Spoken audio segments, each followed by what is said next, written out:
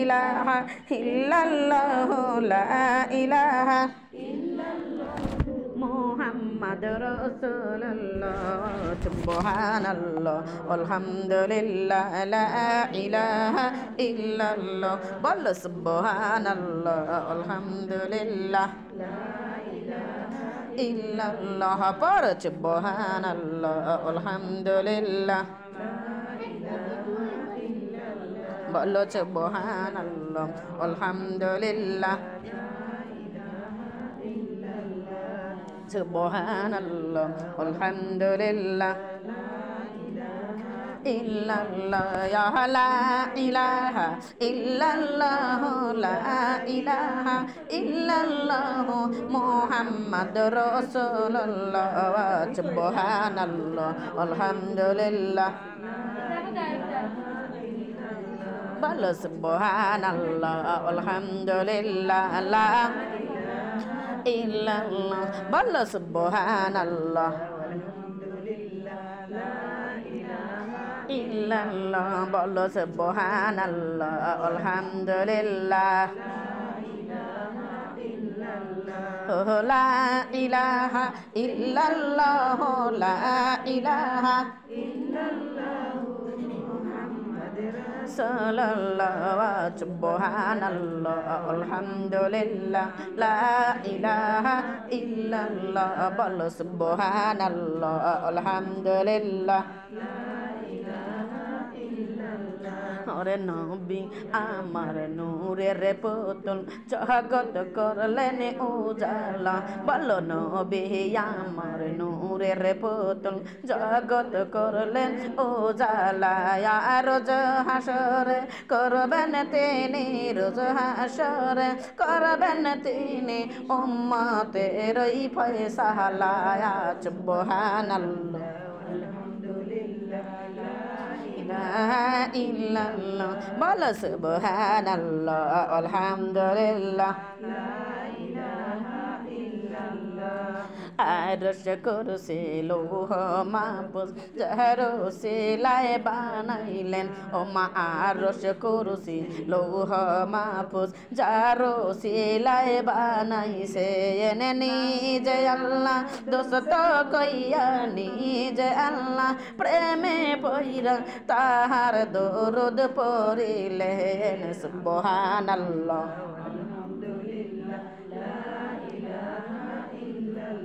বলো সুবহানাল্লাহ আলহামদুলিল্লাহ ইল্লাল্লাহ ইয়া লা ইলাহা ইল্লাল্লাহ লা ইলাহা ইল্লাল্লাহ মুহাম্মাদুর রাসূলুল্লাহ সুবহানাল্লাহ আলহামদুলিল্লাহ লা ইলাহা ইল্লাল্লাহ নামের সাথে নাম মিলাইয়া যারে আল্লাহ বানাইলেন ও মা নামের সাথে নাম মিলাইয়া যারে আল্লাহ বানাইলেন নিজে আল্লাহ দোস্ত কইয়া নিজে আল্লাহ দোস্ত কইয়া তাহার দরুদ পড়িলেন সুবহানাল্লাহ